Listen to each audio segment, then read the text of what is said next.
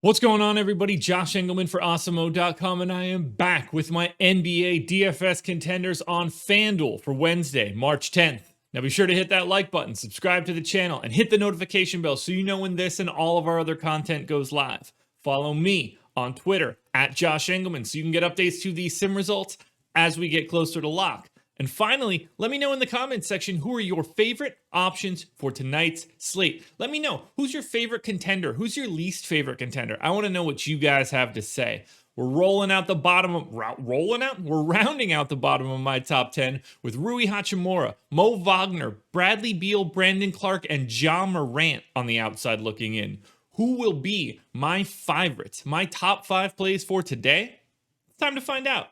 Coming in at number 5, we have my primary pay-up option, LUKA Doncic, small forward eligible. Yes, keep your eye on that one. No longer a point guard. He is a small forward on FanDuel. 11K, projected for 54 fantasy points. The goal is 60. He's in the optimal lineup 53% of the time. On a 2-game slate, raw points matter.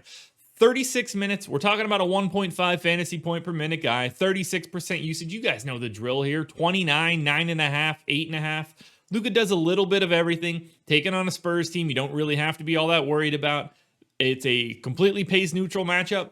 When push comes to shove, you need raw points. Only LUKA and Bradley Beal, I believe, just going off the top of my noodle here, and it's the first day back after a couple days, so I could be forgetting something. I think they're the only guys north of 10K on FanDuel today.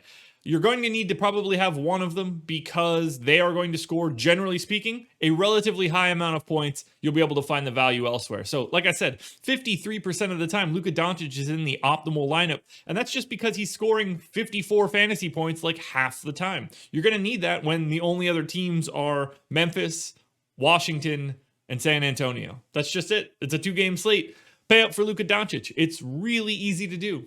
Now at number 4, I'm going to Dillon Brooks, shooting guard eligible, 5,600, projected for 28. The goal's 41. He's in the optimal lineup 55% of the time. We're talking 30 minutes, around a 0.94 fantasy point per minute guy. Excess usage, so 25%.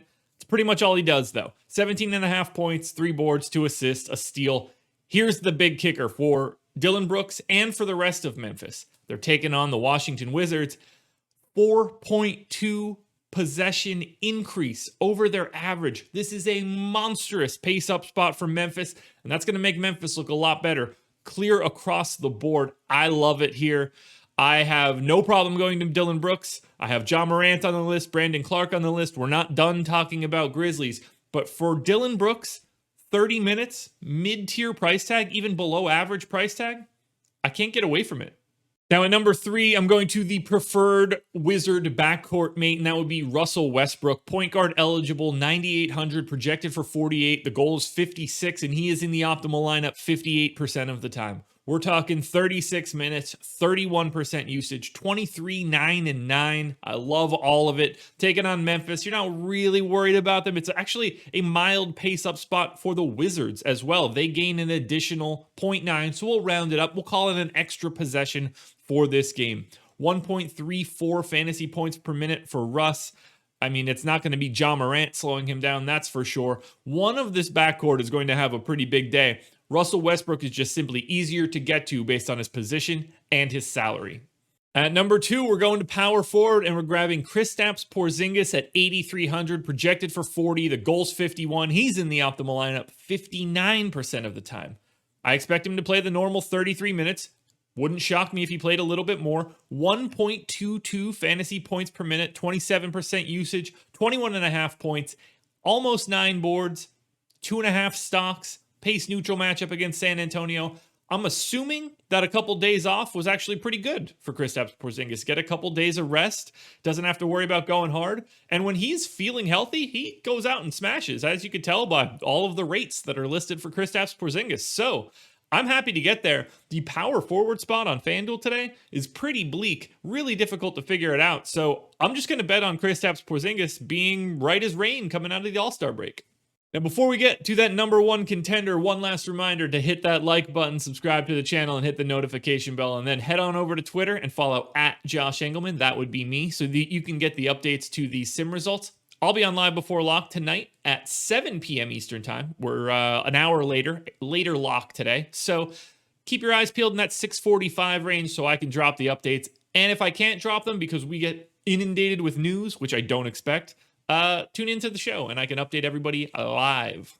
And finally, the number one contender at a crisp 60% chance of being in the optimal lineup, that would be Jonas Valanciunas, center eligible, 7K, projected for 36. The goal is 46.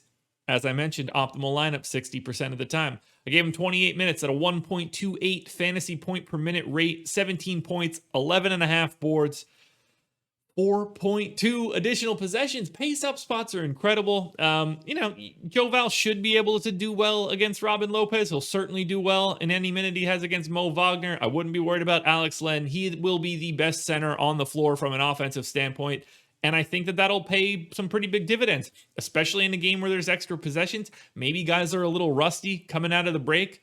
11.5 rebounds might be a little low for Joe Val. So as of right now, Jonas Valanciunas is the number one contender on FanDuel for today. Alrighty, folks, that will do it. Those are my NBA DFS contenders on FanDuel for Wednesday, March 10th. I'm on everything today. The Process Show was back this morning. Go watch that. I'm on the NBA Strategy Show with Adam Scher today. That'll be a fun one. And then back for Live Before Lock. And then we're doing it all again tomorrow. So come join in for more contenders, more Process Show, more strategy, more Live Before Lock. I'm giving you guys everything for the next 2 days. So come tune in. Good luck tonight, everybody. I'll catch you guys again tomorrow morning.